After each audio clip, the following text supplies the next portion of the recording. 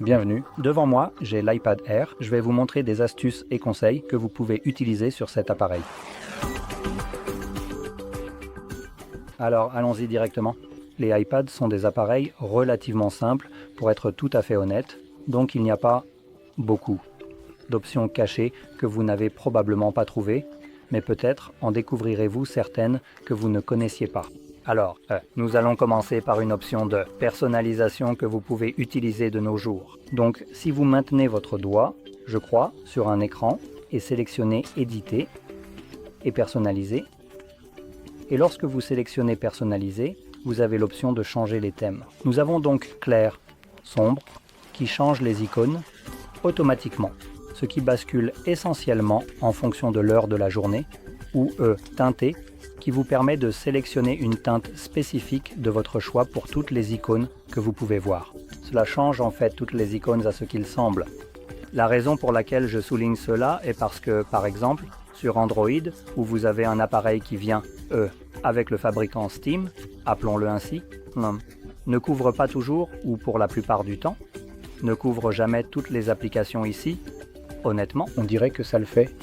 Donc vous pouvez changer la couleur, la saturation, et ainsi de suite. Vous pouvez également agrandir les icônes ou les réduire à votre goût. Notez que les plus grandes s'agrandissent et suppriment le texte en dessous, tandis que les petites ont encore du texte en dessous. Et vous pouvez utiliser ce petit outil d'échantillonnage pour essentiellement choisir une couleur spécifique, par exemple à partir de l'écran. Donc vous le faites glisser, et comme exemple ici nous avons quelque chose comme la fleur, donc nous avons du jaune, du rouge et tout ça. Donc si je choisis quelque chose comme le jaune, voilà, vous pouvez voir qu'il s'adapte automatiquement à cette couleur. Maintenant, je vais revenir au plus clair et continuer. Alors, ensuite, nous allons vérifier dans les paramètres. Maintenant, je ne sais pas si je dois l'activer. Vérifions rapidement. On dirait que je... Oh! Oui, donc je dois l'activer par défaut. En le faisant, cette option apparaît juste ici. Vous appuyez dessus. Cela vous amènera automatiquement à cette section. Mais vérifions en fait l'autre côté.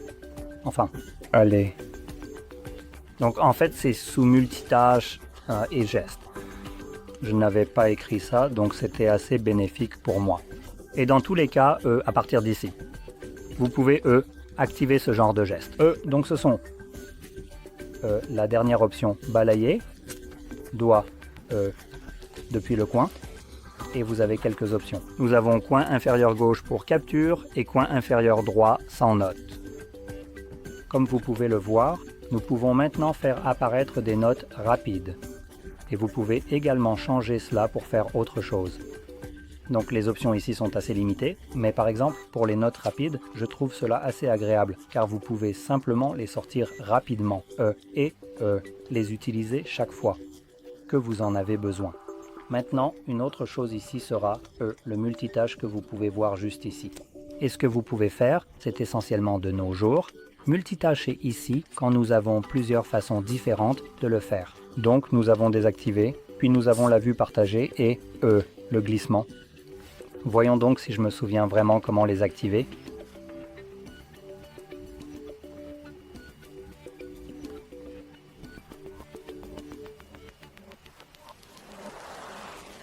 J'adore que je puisse m'en souvenir.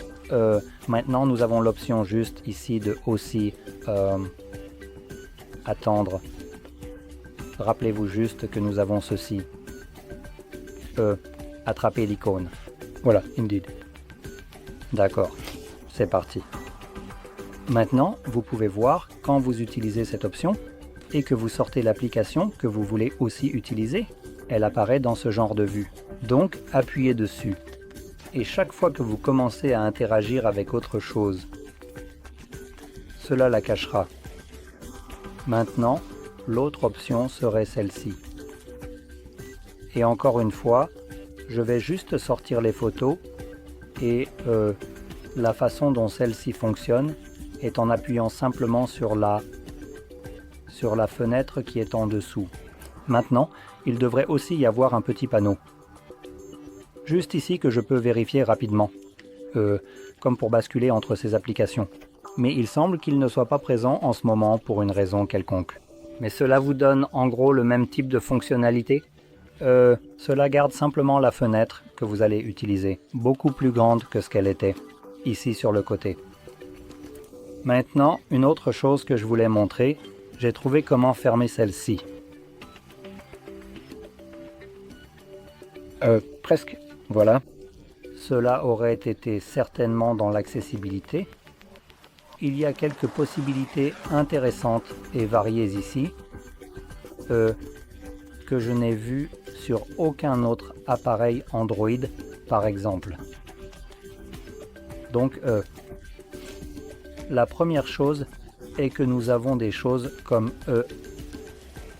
trouver ceci. Nous avons le suivi des yeux, voilà. Maintenant, j'ai en fait testé cela. Essayé de le tester moi-même et ça fonctionne.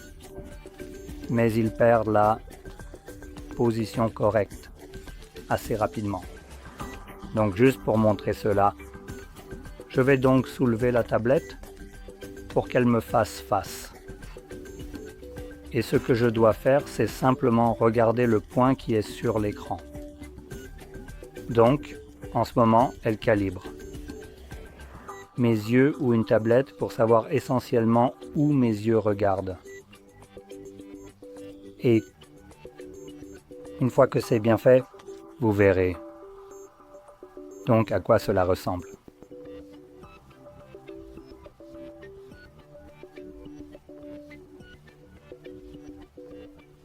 Presque terminé, le dernier.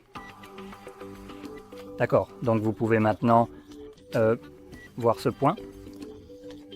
Et je regarde en ce moment le suivi des yeux. Annulons cela.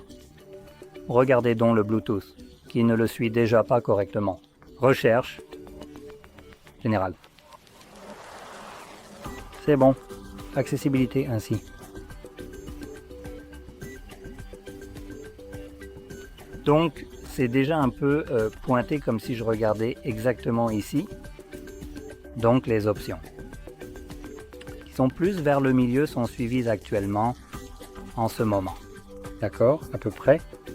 Mais plus vous essayez d'utiliser cela, plus cela devient désynchronisé. Et je pense aussi que la position de la tablette changera la façon dont cela fonctionne réellement.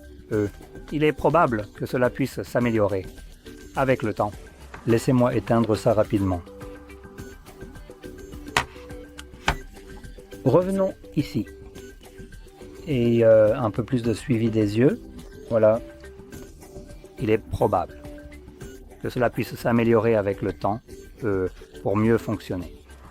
Mais au moment de l'enregistrement, cela semble plus être un gadget car lorsqu'il se désynchronise par rapport à l'endroit où vous regardez, vous devez commencer à envisager d'autres options, même si vous ne voulez pas les accepter. Donc par exemple, quand il s'est désynchronisé d'ici et était comme un champ plus bas, je devais alors commencer à regarder essentiellement des options plus hautes. Donc si je voulais aller dans Général, y sélectionner Accessible, je devais regarder quelque part comme le fond blanc, juste ici entre la batterie et Général, pour que le suivi sélectionne Général. Et quand j'ai essayé cela auparavant, ça devenait un peu pire. Donc c'était plus incertain au milieu où la divergence était à peu près de cette ampleur. Donc vous pouvez imaginer comment cela rendrait cette option peu utilisable. Mais peut-être que je fais juste quelque chose de mal. Peut-être que vous avez des résultats nettement meilleurs avec cela que moi. Maintenant, nous pouvons revenir à l'accessibilité et nous avons le bouton du haut juste ici. Donc le bouton du haut se réfère évidemment au bouton d'alimentation. Juste une chose stupide d'Apple pour essayer de renommer les boutons qui avaient déjà un nom et une fonction prédéfinie. Et ici, nous avons des choses comme, par exemple, la possibilité de désactiver Siri si vous ne voulez pas l'utiliser lorsque vous maintenez le bouton. Maintenant, je ne l'ai pas configuré, donc ça ne l'activera pas vraiment, mais je suis sûr que vous savez comment cela fonctionne. Donc, si vous ne voulez pas cela, vous pouvez le désactiver. Et maintenant, lorsque vous le maintenez, rien ne se passe comme vous pouvez le voir. Ensuite, nous avons les horloges. Vitesse de clic. Donc, c'est pour, je crois, le double clic. ajuster la vitesse requise pour double ou triple cliquer sur le dessus du bouton. Donc, je ne pense pas qu'il y ait actuellement une fonction assignée à cela. Donc, cela n'a pas d'utilité réelle. Mais si vous ajoutez une sorte d'action, cela vous permettra essentiellement de changer la rapidité avec laquelle vous devez appuyer sur le bouton pour qu'il effectue réellement cette activité. Et cela résume essentiellement tout. Donc de toute façon, si vous avez trouvé cela très utile, n'oubliez pas de cliquer sur j'aime, de vous abonner et merci d'avoir regardé.